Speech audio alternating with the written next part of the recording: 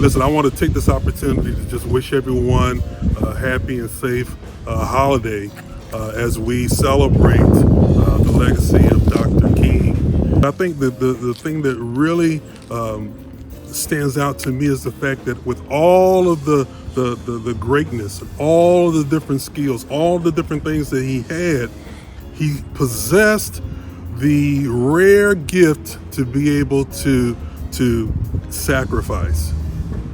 To be able to give of what he had and who he was, all of these wonderful things, and be able to bring it to a place of sacrifice, and to bring it to a place of ultimate sacrifice, and to assign all the greatness of who he was and be able to assign it to the least of these. I think it's the greatest tribute that we can not only have for ourselves, but also of what Jesus speaks of. So, I think about Dr. King, and just a few days before actually his assassination in 1968, there was a message that he spoke in Washington, D.C. that I think the title of it was Remaining Woke During Revolution. And that's something that I like to kind of talk about as well today. As we honor the legacy of Dr. King, I like to talk about being woke for revolution. Hi, this is Pat and Katie Jordan of Life Touch Ministries of South Carolina, letting you know that together we can change and touch our world.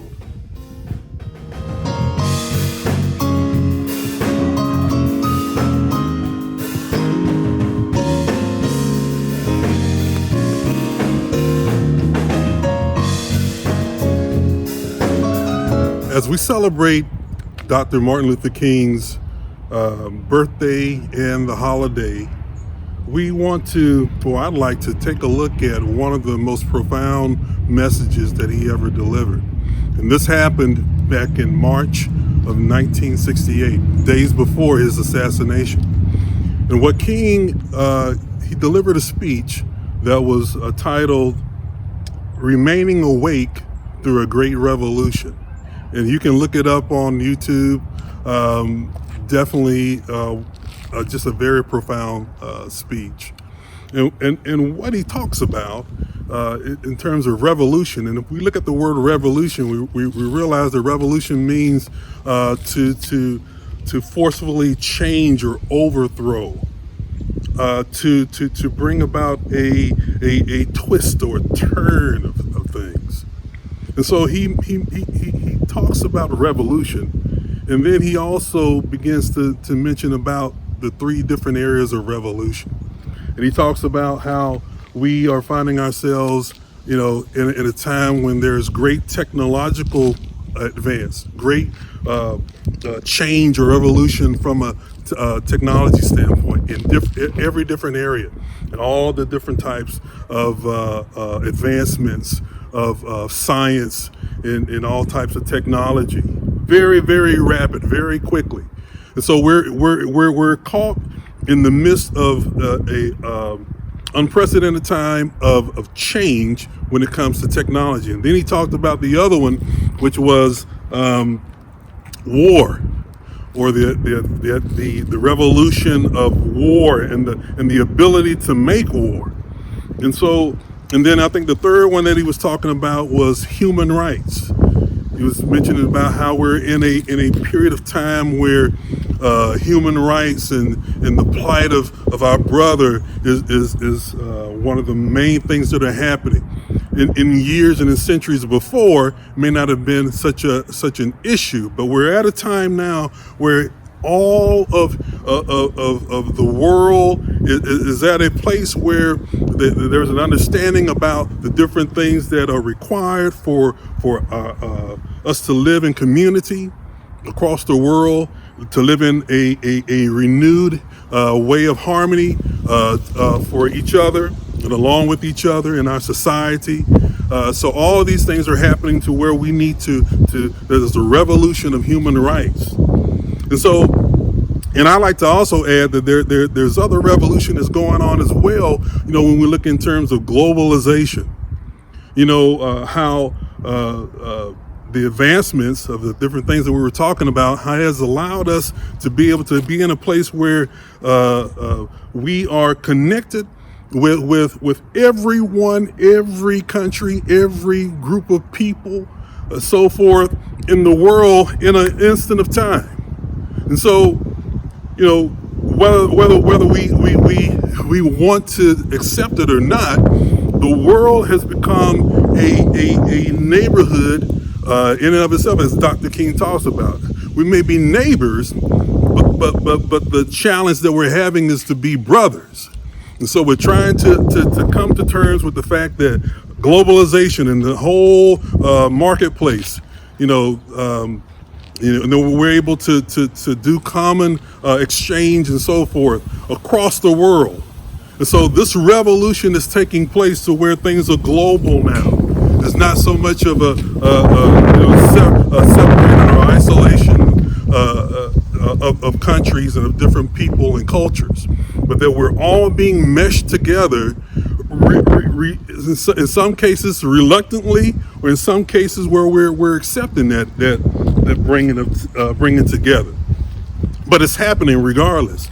And then I would say too that we're at a place here in 2021 to where as human beings, and I would say particularly as Christians, and in a religious way, that we're in a place of revolution, because all of these other things that are coming into our lives and being challenged, that we're being challenged with, they also allow us to have an inner reflection and an inner battle, if you will, in terms of who we are, our soul, what is our purpose in life? Why are we here? The things that I believed 10 years ago or 20 years ago or 50 years ago, is it still relevant? We're looking at our spirituality, looking at, the real meaning, so forth, of purpose and who God is. These things are happening, and it's happening in more and more people as we globalize, as we become more aware of who we are, and as we begin to come and integrate together. So a lot of different things are happening. And so he talks about this revolution, and then he talks about the fact that it's possible for us to be caught in a place where we are denying, or we're trying to get away from the revolution that's taking place in our lives and around us. And he makes an interesting observation about Rip Van Winkle. And Rip Van Winkle, if you don't know, it's a story from Washington Irving. I remember reading it and listening to it when I was growing up. But he makes a very interesting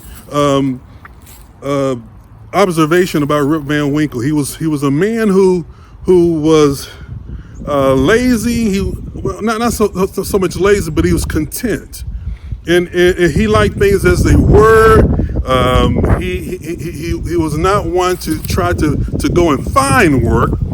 He was a mild-mannered guy. He wasn't a bad guy. He didn't treat anybody wrong or anything along those lines. But he liked things to be content. Don't rock the boat. And what happened is he had a wife that they said was cantankerous, and it was a nagging wife. Interesting.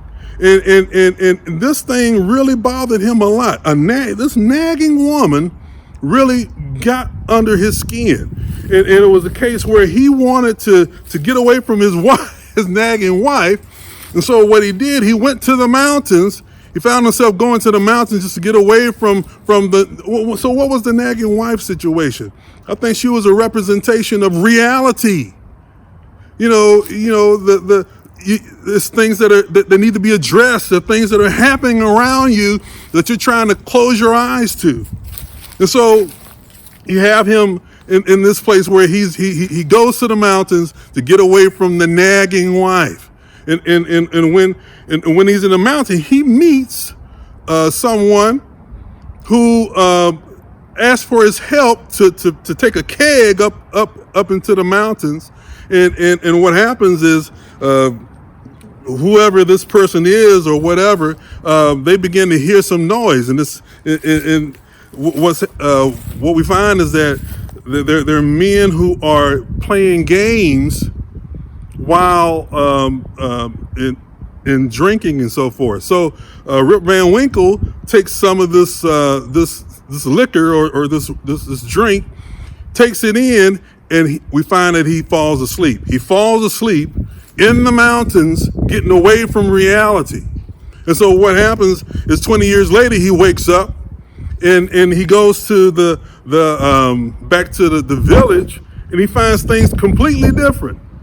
When before it notes that King George was the leader, and they were asking him, who did he vote for? And he said, well, I'm a loyal subject of King George, and they think he's crazy because George Washington is the president at the time. And so he is completely out of wits and out of touch with what has happened. Revolution is taking place all the time. He finds out that his friends and all of these types of things are gone. People have died. His wife has passed on. And he feels like he was able to escape the revolution that had taken place.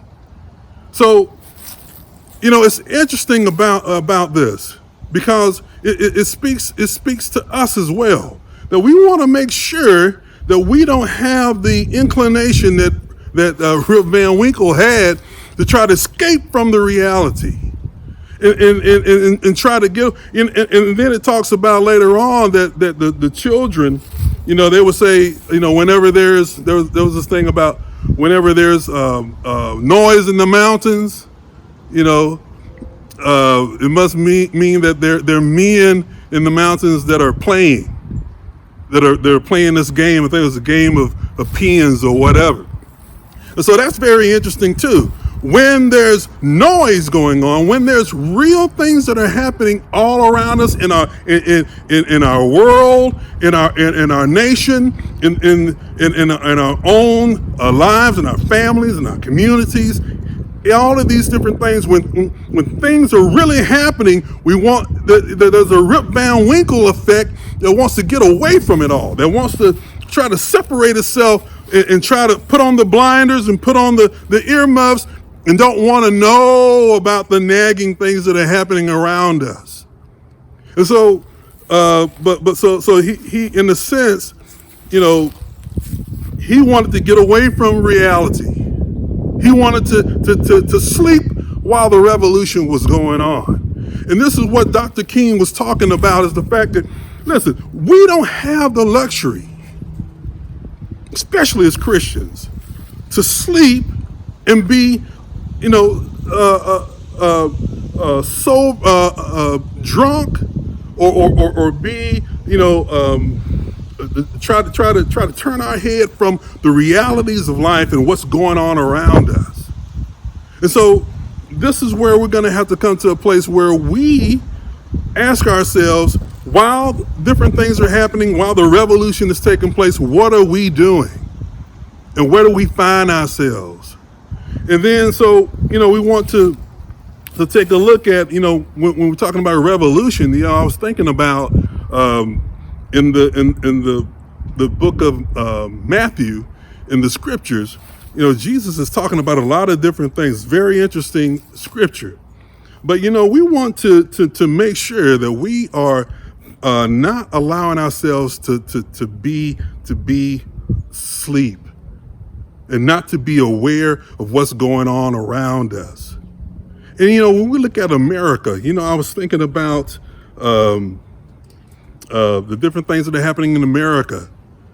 And then I think about, Dr. King made references of this too. We think about the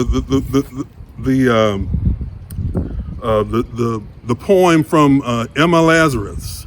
I think it was New Colossus, when it says, "Bring me you're tired, you're hungry."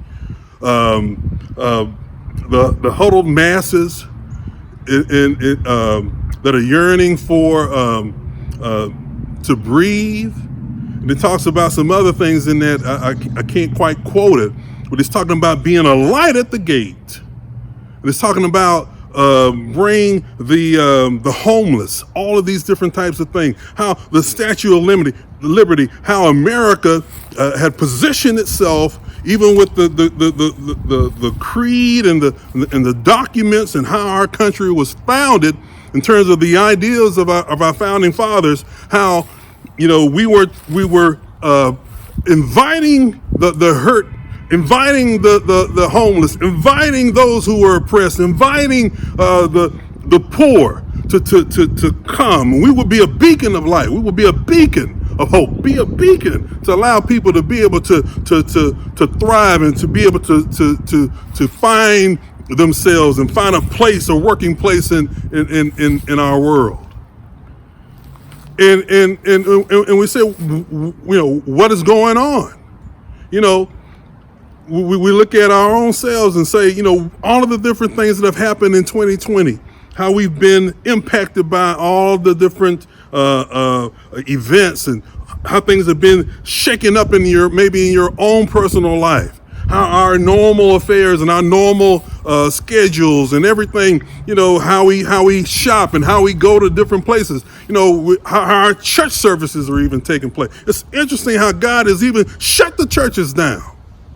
How he's put a pause on a lot of different things that we've been so used to doing. Revolution is taking place. And so it's revolution all around us, revolution even in our own selves, how we're dealing with the how we cooperate and how we relate to our brother and our sister.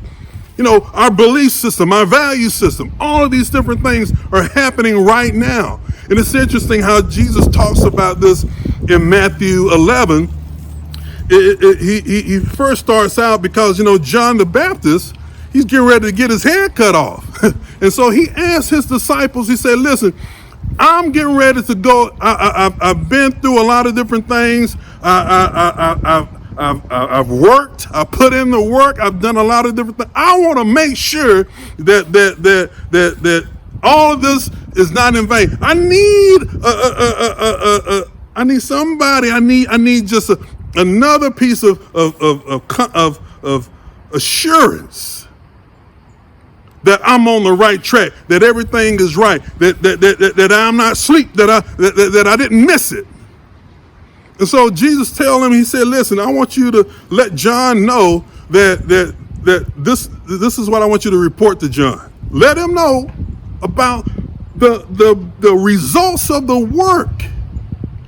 Let him know what's going on. Let him know that the blind are seeing. Let him know that the lame are walking. Let him know that the poor are being given the gospel. And see, this is where he said, and blessed is he that is not offended in me. And so, we can look at the work that's being done and understand that things are happening, that you're conscious of what's going on, that you're conscious, that you're engaged in the revolution, that you're engaged in the affairs of what's going on, and that you're not asleep. And then Jesus talks a little further in Matthew 11. He says, listen, when you went out into the wilderness, what did you expect to see? And see, that's a question that we have to ask ourselves too. When we're dealing with, in the course of revolution and things that are happening right now, what are you looking for? What are you expecting when you go out and you look around and look at your neighbor and look at the plight and the issues that are facing our country? When you look at the different things that are going on inside of yourself, what did you go looking for? What are you expecting in life? Do you know where you're going? Do you like the things in life? Listen, we have to come to a place to where we're asking the hard question.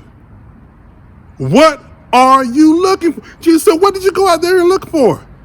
You thought you see a reed shaking in the wind? You saw a man. Yeah, you saw a man who may not have looked the part that you thought he was supposed to look like. But he was a man who stood his ground and was awake. A man who was able to embrace the moment of revolution, embrace the moment that was putting the demand on his spirit, putting a demand on his convictions, putting a demand on the truth. And see, this is where we have to also come to a place of, what did you go looking for? You saw a man, you saw a prophet. And I want you to let him know that he's in good hands. Blessed is he that is not offended in me.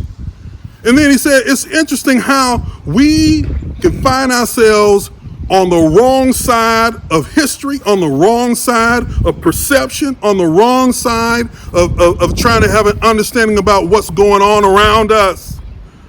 We can find ourselves trying to get in that Rip Van Winkle effect, where we don't want to be sensitized to what's happening. We don't want to hear the nagging. We don't want to hear the cries of our brother. We don't want to hear it. We want to stay stupid. We want to stay ignorant. And it's conscientious stupidity. Jesus said, listen, he talked about the fact that he said, in this generation, there's no excuse. When we talk about technology, we talk about, listen, the word of God is all over the place. There are 500,000 different types of Bibles.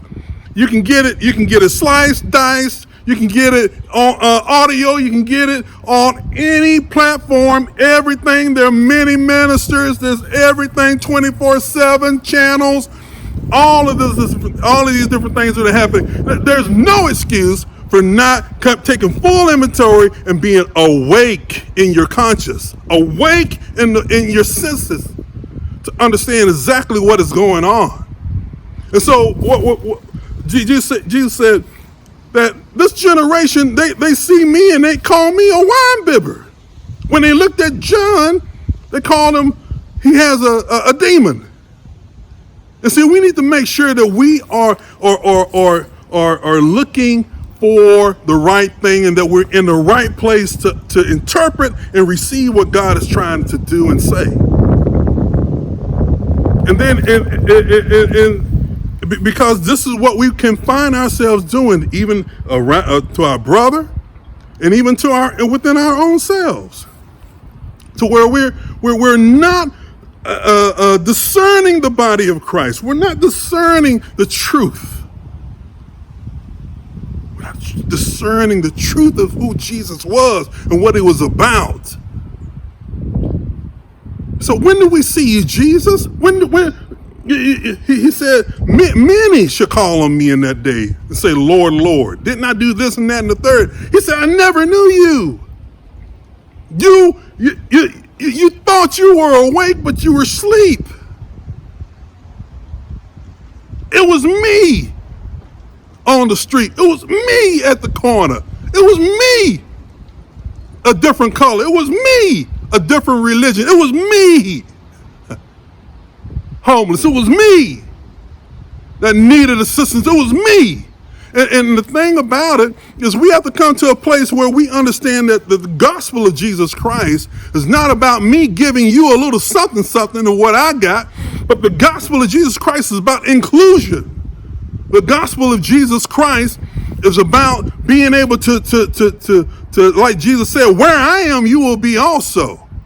In my Father's house there are many mansions. Where I go, you there. What I do, you have.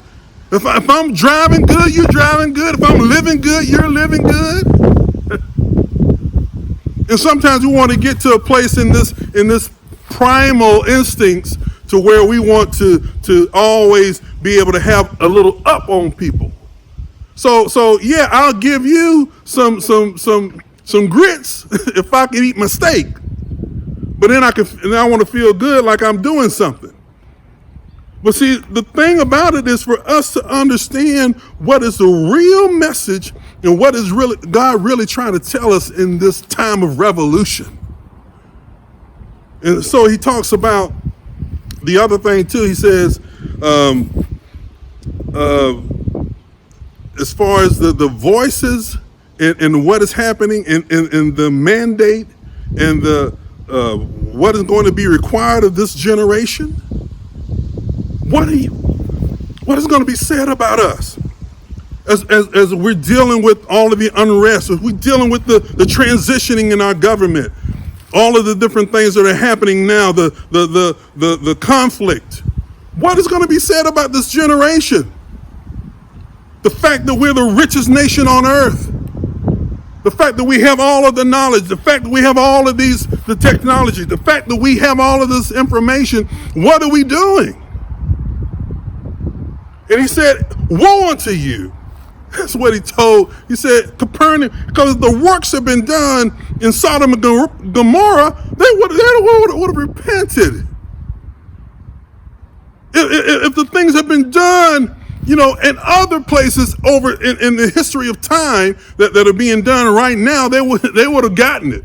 But you refuse to receive it. And then it talks about when the children said that we played the music. We played the song and nobody danced. We cried and we moaned, but nobody felt any sympathy. Nobody lamented with us. This is the message. This is the warning of this generation, that we don't miss it. That we become awake.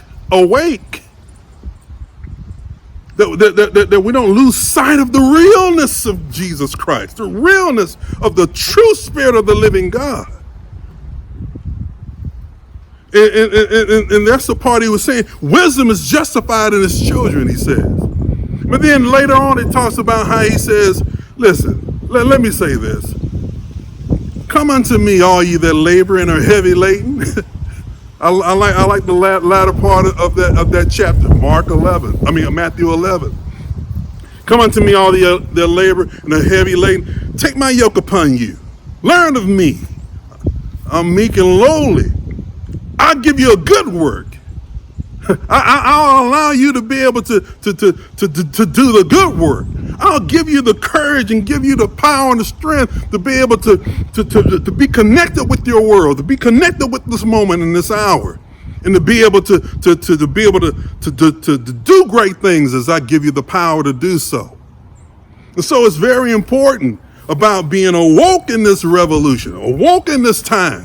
And then I like how Dr. King, he closes his message by saying, we shall overcome. And I like the part where he's talking about, he says that Carlyle got it right when he said,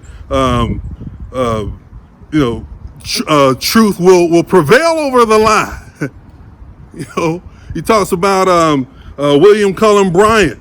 So say that truth may be slashed against the earth, but it shall rise. He talks about all these different things, the fact that we shall overcome. You will overcome. You will not only survive, but you will also be able to thrive. And see, this is where we want to come to that place to where we make sure that we are staying consciously connected and in tune, spiritually connected and in tune with God, so that we can overcome, so that we can be victorious in everything that is going on in our lives. Victorious together, understanding, being able to interpret the things that are happening in our world, and be able to understand the right spirit and the right approach to things. And listen, those who are awake to the revolution and have their conscience prepared and ready and align themselves with the truth of God, those are the ones who will be able to have the right spirit, as David said, and then not only in the right spirit, but you will also then be able to do right thinking. And then with right thinking, you'll be able to do right action. And then with right action, we'll be able to have the right results. And so God is speaking to us in this hour. God is speaking to us, and I thank God for Dr. King being able to bring such a powerful and relevant word, not only 50, 60 some odd years ago, but in this time now. For us to realize and recognize that we must remain woke so that we can in turn be a part of the revolution. Be a part of what God is doing. Be a part of the change. Be a part of being able to realize the goal and the words of even our forefathers, holding these truths to be self-evident that all men are created equal, endowed by their Creator with certain inalienable rights. Among these are life, liberty, and the pursuit of happiness. How we can be a country and a nation that will be true to the values, be true, and allow ourselves to do the work as John the Baptist did, to do the real work, and for us to not be ashamed in that great day. And so that when the Lord Jesus returns to the earth, that we can stand and that he can say, well done, thou good and faithful servant. You were faithful over the few things. I want to make you a rule over many. Let it be said of us in this hour. Let it be said of this generation that we were true and we were strong. And that we were able to allow ourselves to lay aside our weight, lay aside our sin, and run the race with patience and grace, and so that we can all come into a place of prosperity and goodness. So I pray this for you today. And I pray that this message has been a blessing. Like I said, as we celebrate Martin Luther King Jr., that you will look on the website and find his sermon. You will be truly blessed. And again, on behalf of everybody here at Life Touch, we just want to thank you. We want to just extend blessing, extend favor, health, wellness, and safety to all of you. And we'll see you soon. We'll talk to you soon. Peace and blessings to everybody.